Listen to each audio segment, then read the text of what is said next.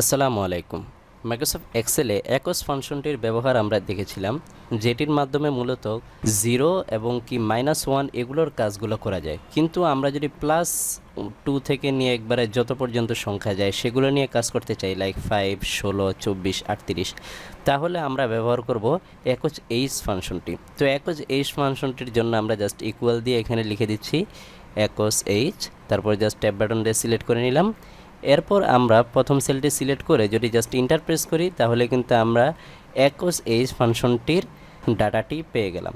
এখন আমরা এটিকে ডিগ্রিতে কনভার্ট করতে চাই, তো সেই জন্য আমরা জাস্ট পরের সেলটি সিলেক্ট করে জাস্ট ইকুয়াল দিয়ে আমরা লিখে নিলাম ডিগ্রিস, চলে আসলো। তারপরে আমরা এই অ্যাঙ্গেলের জায়গায় এই ACOHS ফাংশনটি দিয়ে যে আমরা উত্তরটি বের করেছিলাম সেটি সিলেক্ট করে যদি জাস্ট ইন্টার প্রেস করি তাহলে কিন্তু আমাদের ডিগ্রিটি চলে আসলো যে 5, এটি হলো 131 ডিগ্রি।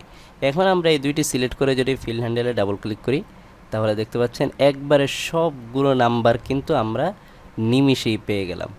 লাস্টের এটাতে মূলত কোনো ডাটা নাই, তাই এরকম আসছে, আমরা জাস্ট এটি ডিলিট করে দিচ্ছি। ওকে, তাহলে দেখতে পাচ্ছেন সবগুলো কিন্তু চলে আসছে। 268, এটা হলো 360 ডিগ্রি।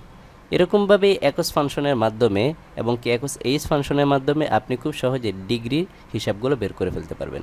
আজ এই পর্যন্তই। আসসালামু আলাইকুম।